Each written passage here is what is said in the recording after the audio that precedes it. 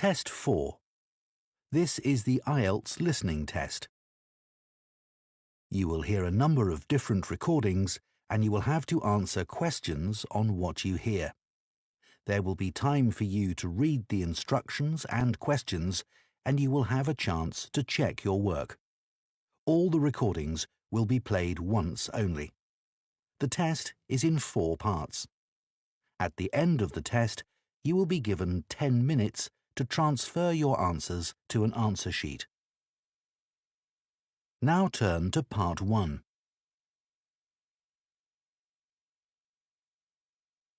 Part 1. You will hear a supervisor in a supermarket talking to a new worker on her first day. First, you have some time to look at questions 1 to 6.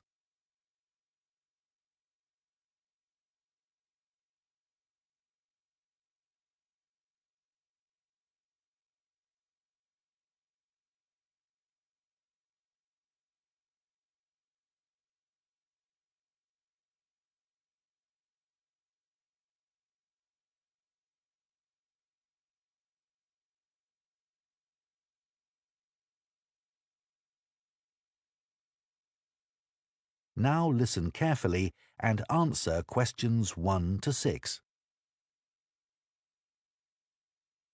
Hello, Charlotte. I'm Caden, one of the supervisors. Welcome to the team. Hi, Aidan. It's Caden. I'm so sorry. Oh, don't worry. People often get my name wrong. They never know how to spell it. It's Kaeden, in case you ever need to write it. I'll try and remember. So, there are a few practical things you need to sort out this morning. Then I'll show you what you're going to do today. The email I received said to go to the front desk to show my letter of appointment and pick up my badge. You'll need that for the staff room and other areas of the supermarket where shoppers aren't allowed. So, after you've finished at the front desk, I'll take you to the staff room. Put your coat and rucksack in one of the lockers there. Take whichever one is free. Will I have a key? Yes, try not to lose it. At the end of the day, leave it in the door for the next person to use. Will do. You also need to go to the HR department to see Tiffany. She's really helpful. I was told to bring my passport with me. HR need to take a note of the number in it. That's right. Or you can show your ID card. I don't have one of those. OK. Tiffany will give you a uniform. They have lots in different sizes, so you just tell her what you need. I won't come with you to HR. I've got to go and sort something else out. Problem with a bread slicer. Is the HR office near the staff room? The staff room's on the 1st floor, and HR are a couple of floors above that, on the 3rd floor. There's a staircase outside the staff room. OK. When you're finished with HR, come and find me in the bakery section of the shop. I'm looking forward to getting started. I'll just give you my phone number in case you can't find me. Have you got your phone there? Yes. OK. Ready? It's 0412 66 5903. OK. Done. Before you hear the rest of the conversation, you have some time to look at questions 7 to 10.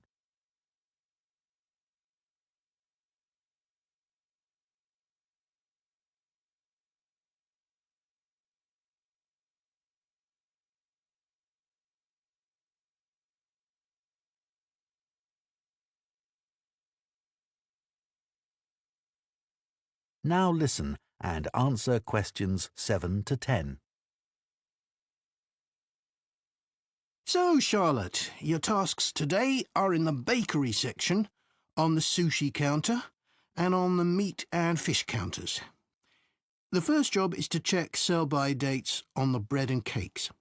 If any of the dates are today's, put a new price label on the packaging. What if any of the labels are yesterday's dates or older? Do I throw those items away? Yes, but that shouldn't happen. We check the stock every day. When something needs a new price label, put a yellow one on the package next to the original price. OK. After that, you'll go to the sushi takeaway counter.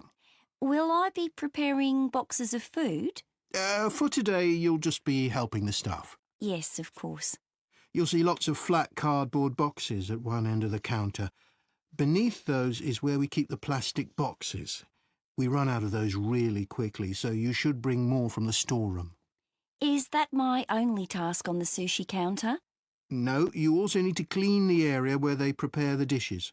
There are cloths and bottles of spray by the sink. Oh, and please make sure you clean that too. Sure. That's important, isn't it? Absolutely, but you mustn't wash up knives.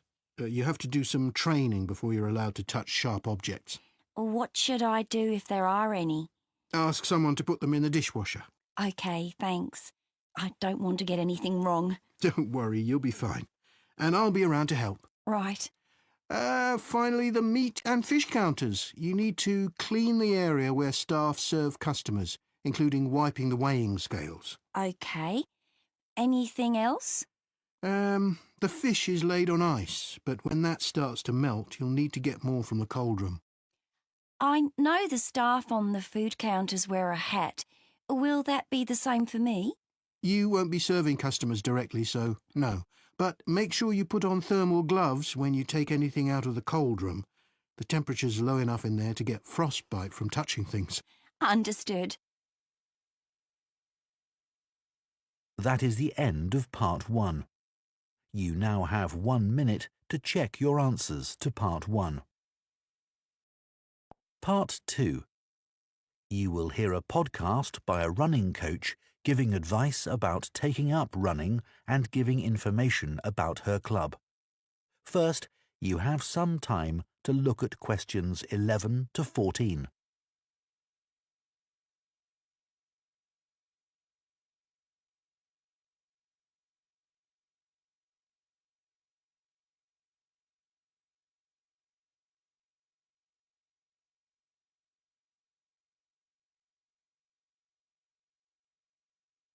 Now listen carefully and answer questions 11 to 14. My name's Liz Fuller and I'm a running coach with Compton Park Runners Club. Welcome to my podcast. If you're thinking about taking up running, I'm here to help. There are many training programs available online which aim to help people build up to running 5 kilometres. Some of them are great, and thousands of people of all ages are taking part in 5-kilometre races across the country as a result. People like them because they're easy to follow and don't push them too hard. However, they don't work for everyone, especially if you suffer from something like a heart condition or asthma, because they're aimed at people with average fitness and running ability. Another thing is that everyone is different. And if you have any specific questions related to your needs, there's no one to provide any answers. I have a couple of simple tips I always give to new runners. I expect you've been told to run very slowly until your fitness increases. Well, I find that can prevent progress. You should run at a speed that feels comfortable, but time yourself and try to run a bit faster each time. Listening to music can be very helpful. It takes your mind off things and helps your body get into a rhythm. I'd say that is better than running with a friend, especially as most people are competitive, and that's not what you want when you're just starting. I don't think the time of day is especially important. Some people are better in the evening, while others are morning people. But you need to be consistent. So aim to train regularly. Twice a week is enough to begin with. Before you hear the rest of the podcast, you have some time to look at questions 15 to 20.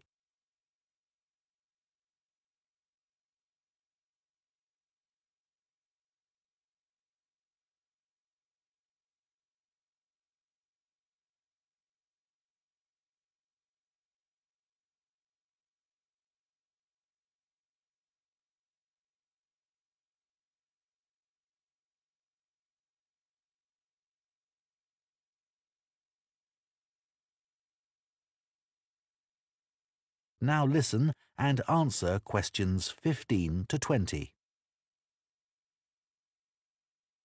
New members often say to me that they've been put off running either because they lack confidence, or they don't have time, or they think they dislike running. Kerry, for example, joined the club 2 years ago at the age of 40. She'd always enjoyed running at school, but wasn't sure if she'd be able to do it.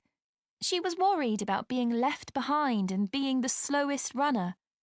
But she says she was made to feel so welcome, she soon forgot all about that. James had always hated the idea of running, but a friend encouraged him to come along for a taster session, and he hasn't looked back. He never misses a training session, despite having a really demanding job. Leo was worried about having to commit himself to training sessions every week and wasn't sure he'd be able to fit training into his busy schedule. But after experiencing a lot of stress at work, he came along to us and gave it a go. Now he says he feels much more relaxed and he looks forward to his weekly run. Mark is quite typical of our new members. He's never considered himself to be a sporty person, and it was only when he retired that he decided to take up the challenge of trying to run 5 kilometres. It took him months to find the courage to contact us, but felt reassured immediately, as there were other people his age who were only just taking up running for the first time. My own journey hasn't been easy. I did my first marathon when I was 37, after having had 2 kids. My husband had been running marathons for years, but I never dreamed I'd be doing one with him. I managed to complete it in 4 hours, but I felt like giving up halfway through. It was only the support of the spectators that kept me going. I do think signing up for a race of whatever length is motivating, whether it's 5k or 25k, because it's good to have something to work towards, and it gives you a sense of achievement. I did my first 10k after only 6 months, which was certainly very challenging and not something I'd necessarily recommend. But after you've been training for a few weeks, it's worth putting your name down for a 5k. Some people find they only need a few practice runs before taking part in a race, but I'd give yourself a couple of months at least. Well, I hope that's given you a really good idea of what... That is the end of Part 2. You now have 30 seconds to check your answers to Part 2.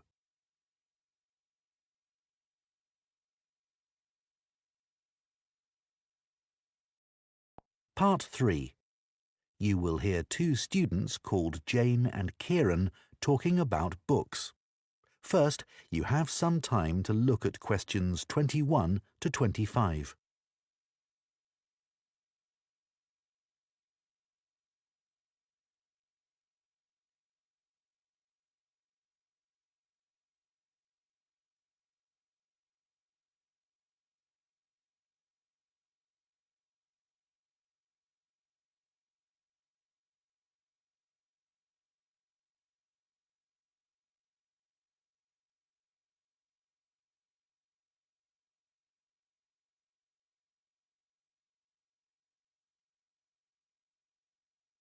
Now listen carefully and answer questions 21 to 25. So, Jane, you'll be off to Denmark soon to do your work placement. Yes, I'm really looking forward to it. And I've just started packing up all my books to put in storage. Well, I hope they don't get spoilt. It's okay. My grandfather works in a bookshop, and he told me how to pack them. Oh, that's helpful. He says you have to support the spine, otherwise the paper can come away from the cover. Yeah, that's obvious. He also told me to pack them flat in the box, not on their side. Again, because they can bend, and if you leave them like that for, say, a year, it's quite hard to get them back to their normal shape. Well, it's pretty clear that ruins them. But a lot of people just can't be bothered to protect their books. He always says it's such a shame that publishers don't use better quality paper. It's the acid in the paper that causes the problem, isn't it? Yeah, that's why old books go yellow. You know, some of the books my grandfather's given me are like that already. Oh. I should dump them really if they're going to deteriorate further, but I'd feel bad. They'll always remind me of him. He's quite a collector, you know. Well, if they're important to you. Yeah, I'd regret just throwing them away. You know, maybe it's because I was taught to treasure books, but I hate seeing students force open the pages of paperbacks. They press so hard they end up breaking the spine. I know. But unfortunately, paperbacks aren't designed to last a long time, and people know that. Hardbacks aren't quite as weak. Yeah, they're different, I suppose. But I still don't think people value hardbacks like they used to. Well, they aren't decorative, are they, like other objects? Plus, nowadays, people don't keep them out on shelves as much as they used to. That's such a pity. When I visit someone, if they have, say, a colourful book on a table, it's the first thing I'm drawn to. I agree. And book covers can be a work of art in themselves. Some are really eye-catching. I've always been taught to handle books carefully. If you watch someone take a book off a shelf, well, they usually do it wrong. Ah, my grandfather says you should put your hand right over the top of the book. Or, if you can't do that, pull the other books on the shelf aside so that you can hold the whole cover. When did you learn all this? He watched me pull a heavy book off the shelf when I was small, and it fell on the floor and broke apart. Oh dear. Oh, I can still remember it. You know what I really like? What? The smell of new books. Me too. My parents used to laugh at me when I was a kid because I loved putting books up to my nose, almost as much as reading them. New books aren't cheap though, are they? I guess we're lucky we can buy them.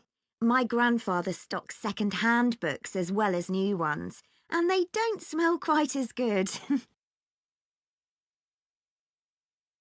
Before you hear the rest of the discussion, you have some time to look at questions 26 to 30.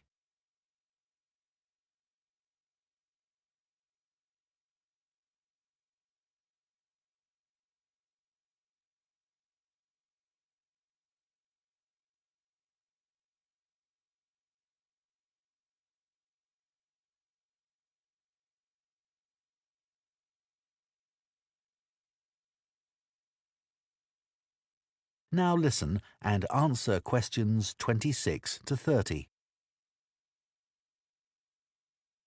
I'd love to have a bookshop like your grandfather. What's it like? Well, it's quite big. It's got 2 floors and an attic, and he stocks all kinds of books, really. I guess he treasures things like first editions and other rare books. Yeah, you might think he'd keep those in the attic or somewhere. So they'd be hidden. Yeah, but he likes people to know that he has them. So he puts them out in the shop, but makes sure you need a ladder to get them. Right, that would prevent any thefts. Uh-huh. Does he stock books for children? He does. He particularly likes to encourage kids to read.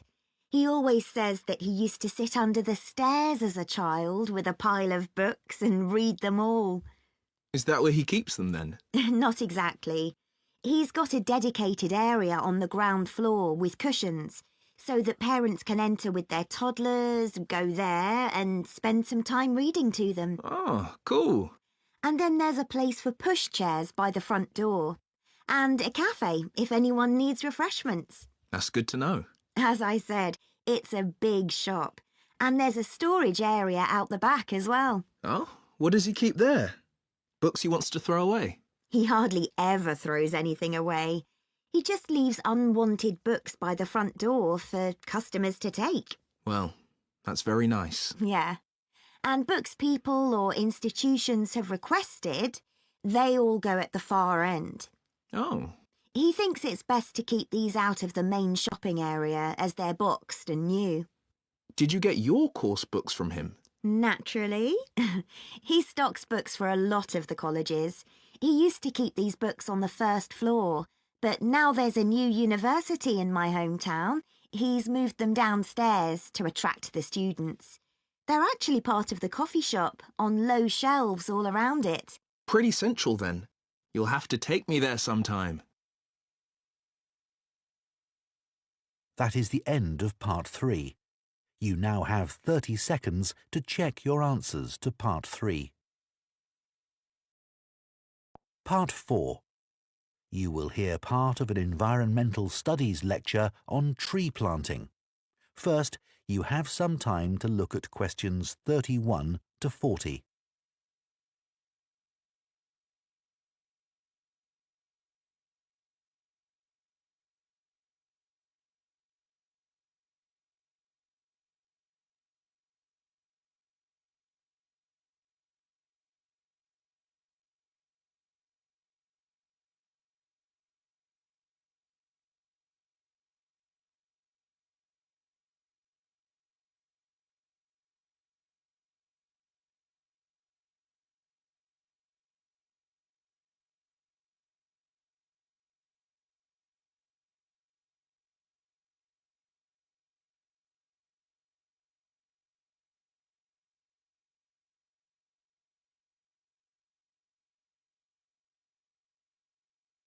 Now listen carefully and answer questions 31 to 40.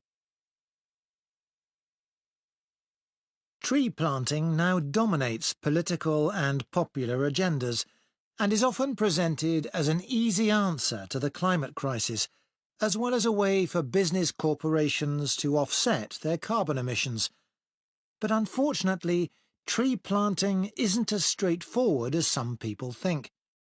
When the wrong trees are planted in the wrong place, it can do considerably more damage than good, failing to help either people or the environment.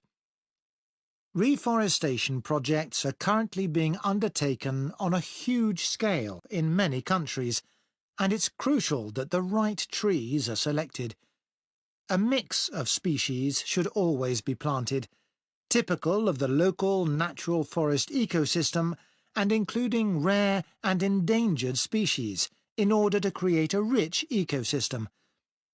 It's important to avoid non-native species that could become invasive.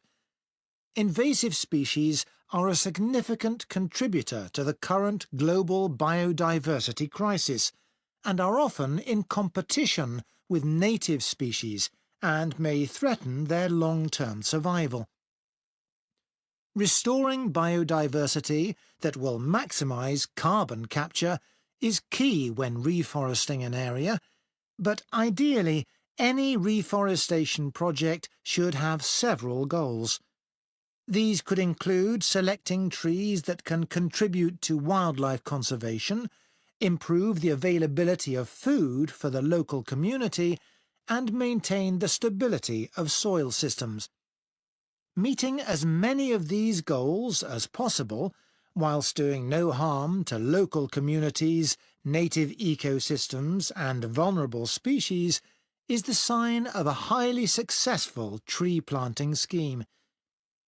To ensure the survival and resilience of a planted forest, it's vital to use tree seeds with appropriate levels of genetic diversity, the amount of genetic variation found within a species essential for their survival.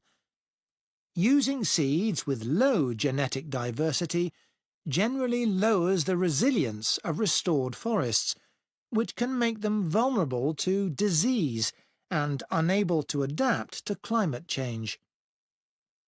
Choosing the right location for reforestation projects is as important as choosing the right trees.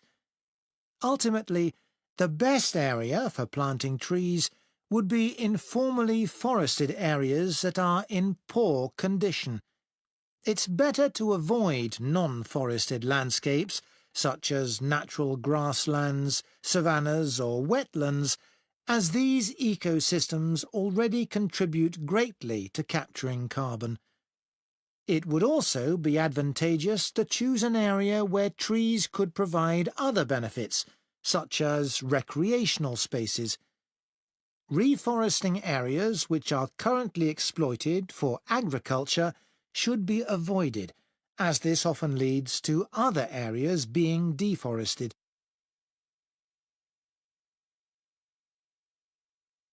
Large-scale reforestation projects require careful planning. Making the right decisions about where to plant trees depends on having the right information. Having detailed and up-to-date maps identifying high-priority areas for intervention is essential. Drone technology is a useful tool in helping to prioritise and monitor areas of degraded forest for restoration. In Brazil, it's being used to identify and quantify how parts of the Amazon are being devastated by human activities, such as rearing cattle and illegal logging. A good example of where the right trees were picked to achieve a restored forest is in Lampang province in northern Thailand. A previously forested site which had been degraded through mining was reforested by a cement company, together with Chiang Mai University. After spreading 60 centimetres of topsoil, they planted 14 different native tree species, which included several species of fig. Figs are a keystone species because of the critical role they play in maintaining wildlife populations. They are central to tropical reforestation projects as they accelerate the speed of the recovery process by attracting animals and birds which act as natural seed dispersers. This helps to promote diversity through the healthy regrowth of a wide range of plant species. Unlike the majority of fruit trees, figs bear fruit all year round, providing a reliable food source for many species. At this site, for example, after only 3 rainy seasons, monkeys started visiting to eat the fig fruits, naturally dispersing seeds through defecation. Reforestation projects should always aim to make sure that local communities are consulted and involved in the decision-making process. The restoration of mangrove forests in Madagascar is an example of a project which has succeeded in creating real benefits for the community.